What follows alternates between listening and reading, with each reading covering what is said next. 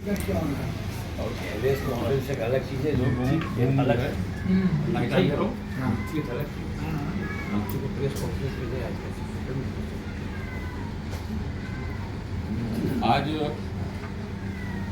सभी पत्रकार भाइयों के सामने हमारे मुंबई अध्यक्ष जी ने मनपा चुनाव को गति देने के लिए कार्यकारी अध्यक्ष का नियुक्ति दिया। जहाँ शम्स आजम साहब उर्फ राजा भाई को मुंबई के कार्यवाहक अध्यक्ष तौर पर हमारे मुंबई अध्यक्ष जनाब इकबाल अहमद साहब नियुक्ति पत्र दे रहे हैं, ताकि पार्टी का काम अच्छे तरह से चले और कुछ रिजल्ट महानगर पालिका का निकले।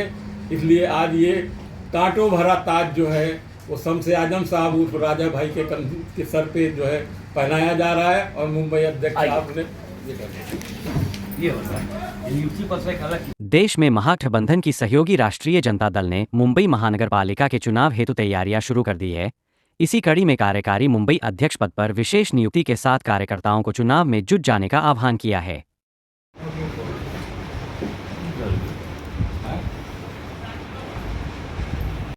लोकसभा और विधानसभा इलेक्शन के बाद में मनपा चुनाव की तैयारियों में आरजेडी जुट गई, ऐसा लग रहा है, क्या कहना चाहिए? जुट गई है और जुटना चाहिए। इसलिए जुटा हूँ क्योंकि हम लोग समाज सेवी है, पब्लिक का काम कर रहा है।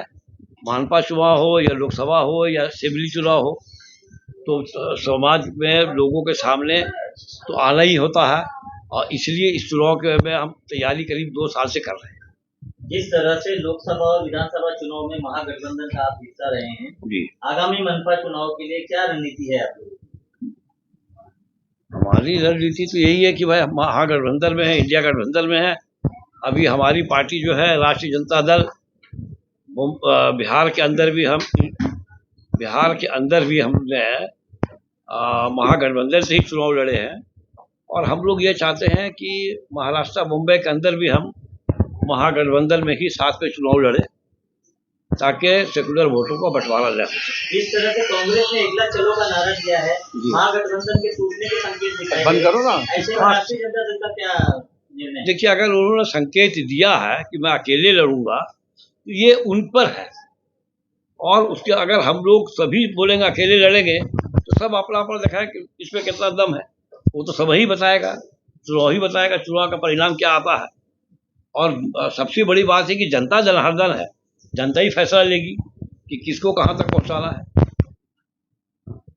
जिस तरह से राष्ट्रीय जनता दल ने मनपा चुनाव की तैयारियां कर ली है, ऐसे में आज एक नया खुलासा हुआ है, नया बोला गया है मुंबई के कार्यकारी अध्यक्ष के पद पर किसी की नियुक्ति की गई, उनके बारे में बताएं, उनकी जिम्मेदारियों के बारे में बताएं। देखिए, आगामी मनपा चुनाव के लिए उसको धार देने के लिए अध्यक्ष जी ने एक नया कदम उठाया है और शम्स आजम भाई जो मूल निवासी बिहार से ताल्लुक़ रखते हैं और ख़ासकर हमारा बेस वोट जो है बिहार और यूपी का है, इसलिए उन्होंने शम्स आजम साहब को मुंबई का कार्यवाहक अध्यक्ष नियुक्त किया है, अध्यक्ष सैयद मोहम्मद इकबाल साहब के जरिए। और इसको हम लोग अपनी रणनीति के तहत सबर्बन बॉम्बे और बॉम्बे सिटी एक अध्यक्ष दोनों जगह रहेंगे और उनके नेतृत्व में महानगर पालिका का चुनाव लड़ेंगे ताकि अच्छा रिजल्ट निकल सके। महागठबंधन के टूटने की स्थिति में राजद कितने सीटों पर अपने उम्मीदवार उतार सकते हैं? देखिए, जहां तक महागठबंधन के टूटने का सवाल है, पहली बात तो हम आशावादी लोग हैं और हमको उम्मीद है कि महागठबंधन बगैर लालू जी के पूरा नहीं होता है, हमेशा अधूरा रहता है। इसलिए जब भी गठबंधन की बात आई है, गठबंधन का धर्म निभाने की बात आई है, तो आरजेडी ने सबसे पहले अपना धर्म निभाया है और हमारी कोशिश रहेगी, भले हम नुकसान में जाएं या हमें कम सीटें मिले तो भी हमारी कोशिश होगी कि हम गठबंधन से मिलके चुनाव लड़ें। अगर ऐसा नहीं होता है, हमें मान सम्मान के साथ गठबंधन में जगह नहीं मिलती, हमें सीटें नहीं मिलती हैं, तो आरजेडी कोशिश करेगी कि ज़्यादा से ज़्यादा सीटों पे चुनाव लड़ें और अच्छा से अच्छा रिजल्ट लाने की कोशिश करेंगे। यह हमारा संकल्प है। कहा कि अभी कांटों का ताज पहनाया जा रहा है, उसके बारे में क्या कहना है? हाँ, जो यहाँ का जो समीकरण है और जो महाराष्ट्र और मुंबई का महानगर पालिका का चुनाव है, जो और दूसरे महानगरों में जो महाराष्ट्र स्टेट के अंदर में आता है जो चुनाव होते हैं, तो कांटों भरा ताज कहना कोई इसमें गलत नहीं है। सच्चाई को, जो ग्राउंड की सच्चाई है, उसे मानना चाहिए।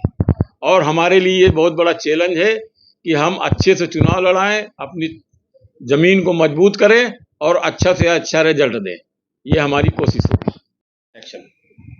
सबसे पहले तो आप अपना नाम बताइए जी, और आपको किस तरह की जिम्मेदारी दी गई है बताइए।